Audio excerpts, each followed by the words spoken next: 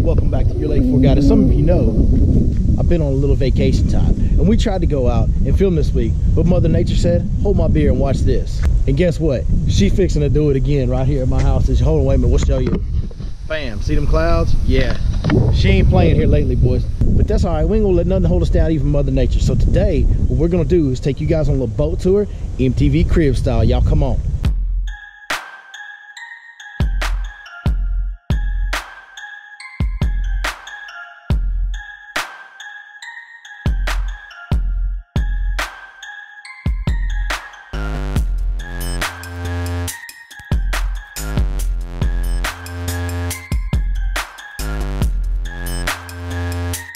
Goat lake, goat fish, goat guide.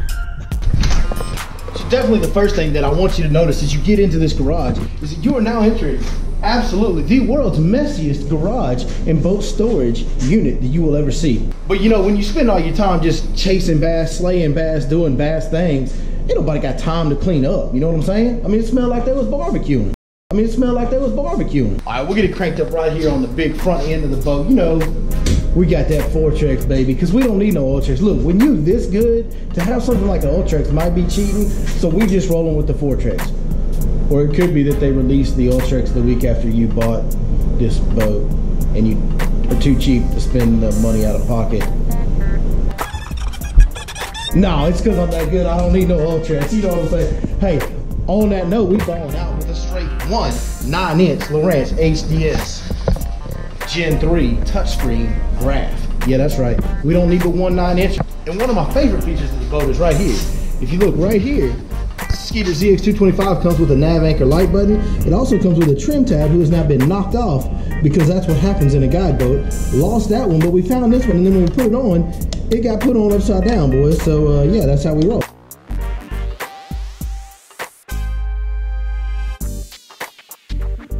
And of course, you got that big, wide, beautiful deck that holds, approximately 35 rods at a time on the deck of the boat. There's still room for a fat boy to get up there and do his thing, you know what I'm saying?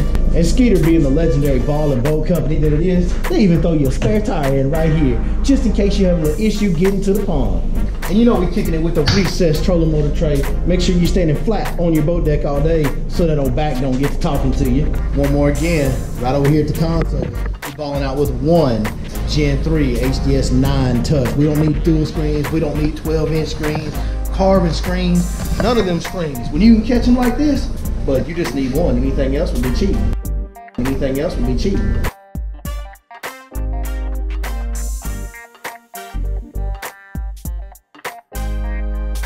Let's climb up in this old red beast and show you guys where the magic happens.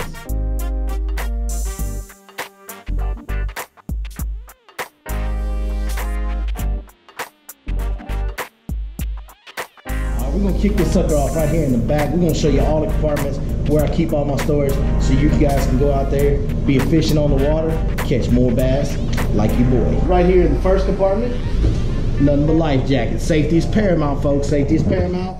Game warden ain't playing. He will write you a ticket. Keep plenty of life jackets right there in your boat. And remember, if you got kids, keep them life jackets on them at all times. Next compartment, kind of a catch-all. You know, being a guide, there's a few different things that we do. So I like to leave a little room for my customers. So I keep this one kind of light so my folks will have plenty of room. If they bring a bag, some snacks, I don't know, maybe some extra rain gear. But I do keep an extra rain jacket in here. If I got 2 customers and it rains, one of y'all's out of luck.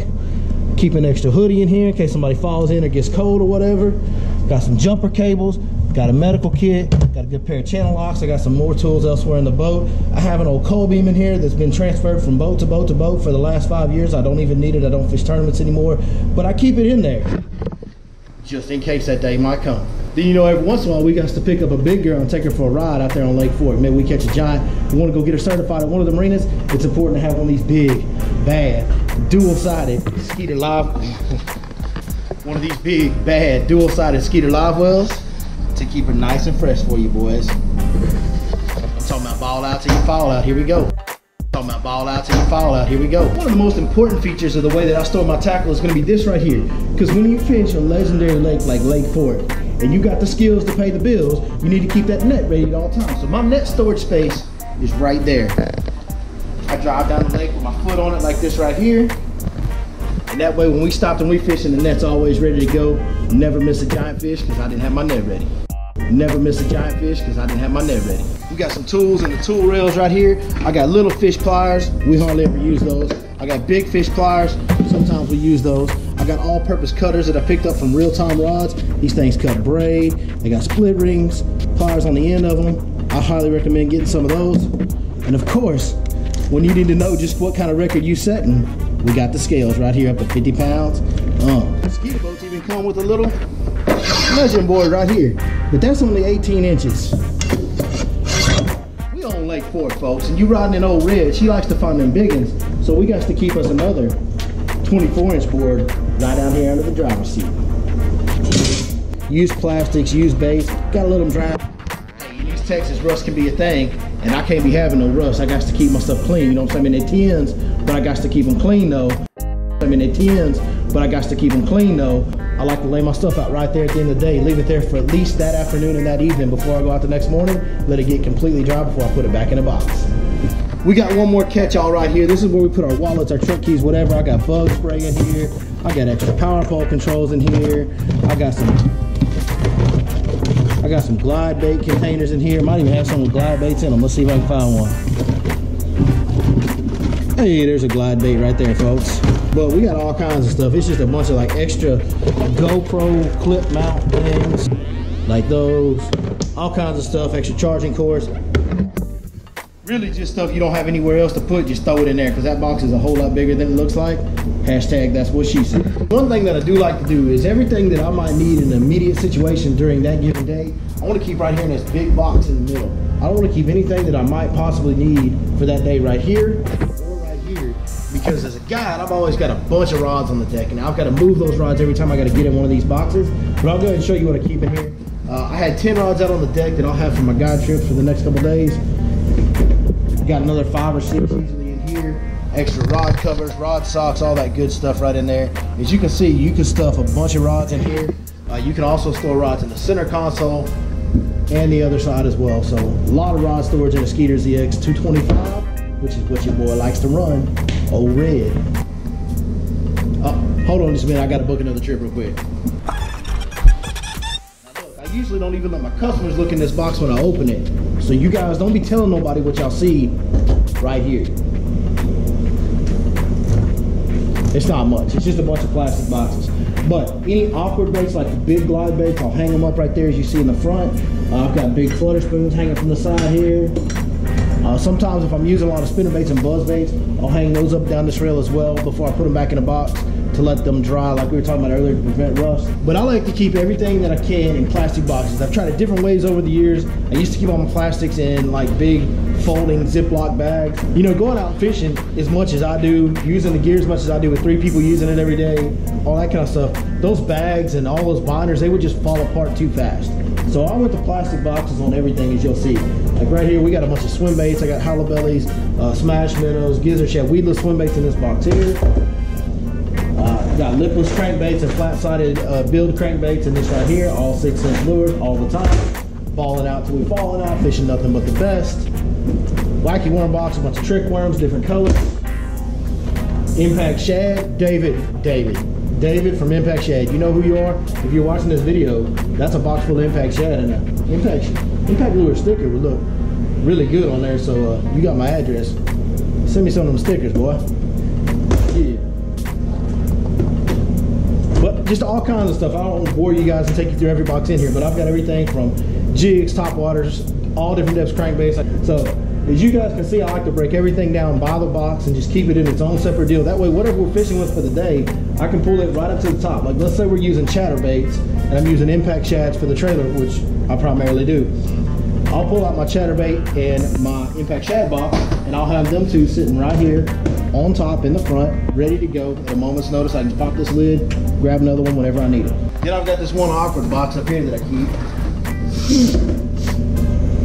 This big box right here, this is for my line throughs. I got my weedless convicts in here. I got my big line throughs, gizzard shad. I got a box full of line through hooks and split rings right here.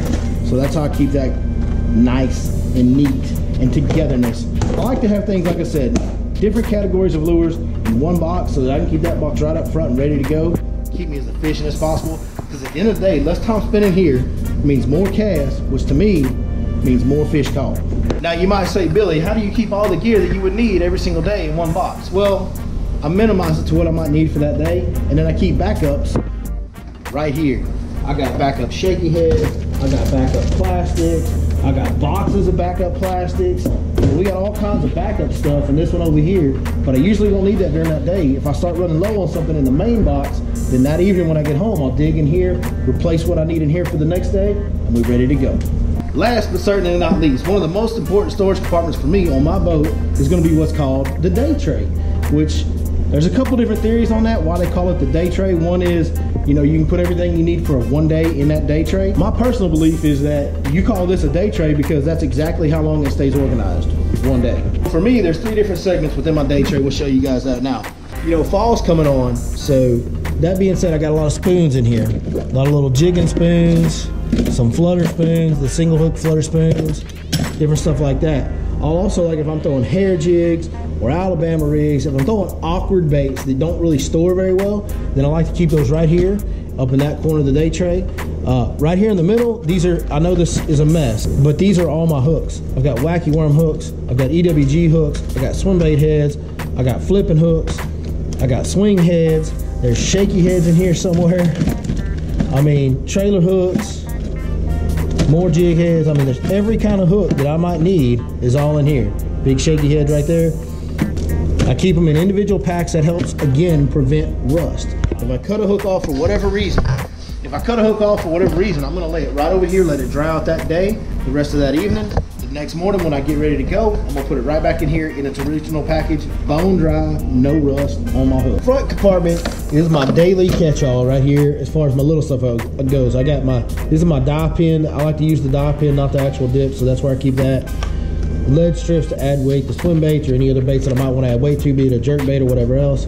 Got some mended plastic glue. It's called swim bait glue, but you can use it to fix up any plastics you want to. Bobber stoppers, several packs of those. Marks a lot. If I need to cut, if I feel like I got real faded braid and I need to color, I use a Marks a lot with a big wide tip. And if you see that thing's got a broad tip on it, guys, I'll actually cut a slit right down the middle of it, slide that braid into that tip, run it up and down, and it colors the whole line in one stroke. Also keep weights in here. Got some drop shot weights, got some tungsten in here, got beads in here, nail weights for wacky worms. So just everything that we might need for any little situation we keep right there ready to go.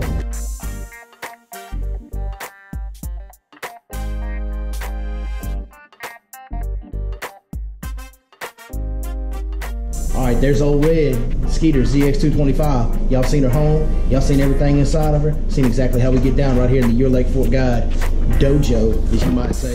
But now, it's time for me to get ready for a trip tomorrow. So y'all got to go. I mean, get out.